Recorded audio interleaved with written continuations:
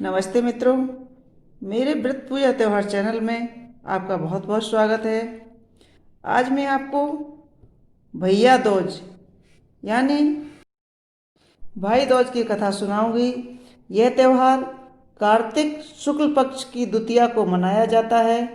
यह भाई बहन के प्रेम का प्रतीक है। इस दिन भाई बहन को एक साथ यमुना स्नान करना चाहिए, तिलक लगवाना चाहिए तथा बहन के घर भोजन करना अति फलदायी होता है। इस दिन बहन भाई को भोजन कराकर तथा टीका लगाकर गोला देती है एवं उसके दीर्घायु होने की मंगल कामना करती है। भाई भोजन आदि के पश्चात बहनों को वस्त्र आभूषण आदि उपहार में देते हैं। इसी दिन सूर्य कन्या यमुना जी ने अपने भाई यमराज को भोजन कराया, इसीलिए हम इसे यम द्वितीया भी कहते हैं। इस दिन श्रद्धापूर्वक भाई को स्वर्ण वस्त्र आभूषण आदि बहन को देना चाहिए। भाई दूज की कथा। सूर्य भगवान की पत्नी का नाम छाया था। उनकी दो संतानें पुत्र यमराज तथा कन्या यमुना थी। यमुना यमराज से बड़ा स्नेह करती थी। वह उससे बराबर निवेदन करती थी कि उसके घर आकर भोजन करे। अपने कार्य में व्यस्त यमराज बात को टालते रहते थे। कार्तिक शुक्ल द्वितीया का दिन आया तो फिर यमुना ने यमराज को अपने घर आने के लिए निमंत्रण देकर वचनबद्ध कर लिया। बहन के घर आते समय यमराज ने नरक में निवास करने वाले जीवों को मुक्त कर दिया। भाई को देखते ही यमुना ने हर्ष विभोर हो स्वागत सत्कार किया तथा भोजन कराया। इससे प्रसन्न हो यम ने वर मांगने को कहा।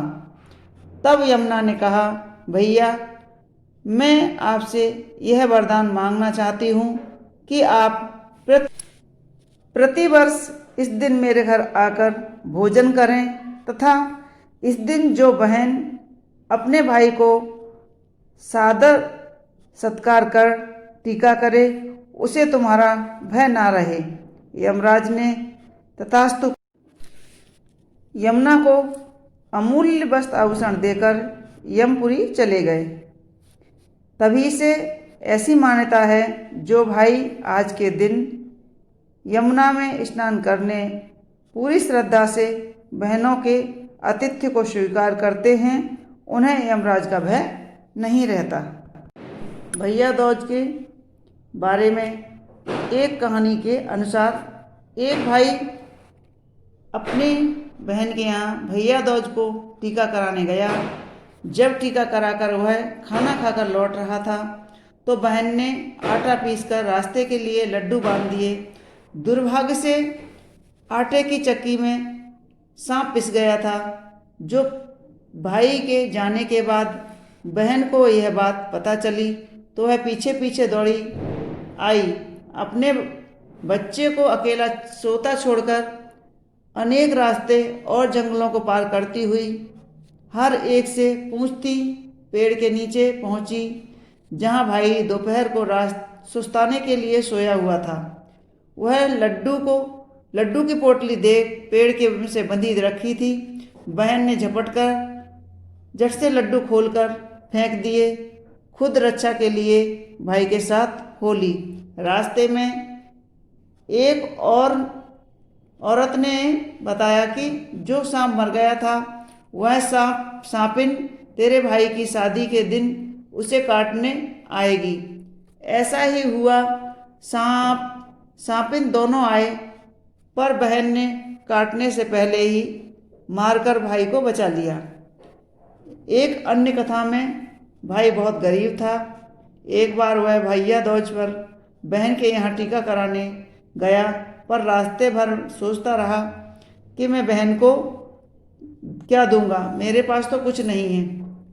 रास्ते में नदी पार की तो नदी बोल पड़ी कि तेरी माँ ने तेरे जन्म पर भेंट चढ़ाने को वादा किया था, आज तक नहीं चढ़ाई, अतः मैं तुझे लहरों में शोक लेती हूँ। भाई ने कहा, बहन से टीका करा कर आऊँगा, फिर शोक लेना। आगे रास्ते में शेर व शेरनी मिले। वे बोले, तेरी माँ ने तेरे जन्म पर बकरा चढ़ाने को वादा किया था, पर आज तक पूरा नहीं किया, मैं तुझे खाएंगे। भाई ने कहा, बहन से टीका कराऊं, फिर खा लेना। जंगल पार कर पहाड़ के ने कहा, तेरे जन्म के लिए तेरी माँ ने मेरी पूजा में भेंट देने को कहा था, आज तक नहीं दी। भाई ने उससे भी बहन के टीका कराकर आने की बात कही। वह बहन के घर पहुंचा। बहन के टीके के कारण उसे न पहाड़ ने रोका, न शेरनी ने खाया, न नदी ने डुबोया। फिर भी बहन ने सोने की ईंट से पहाड़ की पूजा की, शेर शेरनी को बकरा चढ़ाया और नदी को चढ़ावा चढ़ाया। इन सब ने आशीर्वाद दिया, ऐसे ही भाई बहन सबको हों।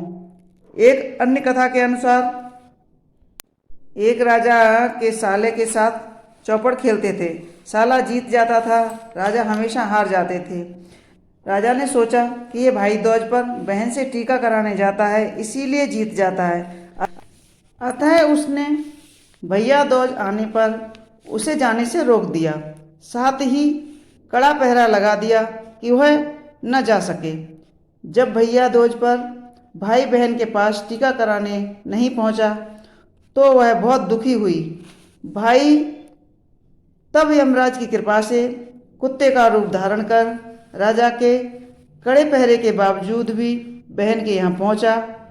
बहन ने टीका लगे हाथ से बैठी थी। कुत्ते को देखकर प्रेम से अपना टीका से सना हाथ उसके माथे पर फेर दिया। कुत्ता वापिस चला गया।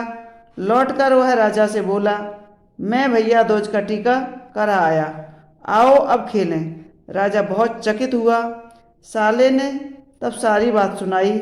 राजा भी तब टीके का महत्व मान गया। वह अपनी बहन से टीका कराने जाने लगा।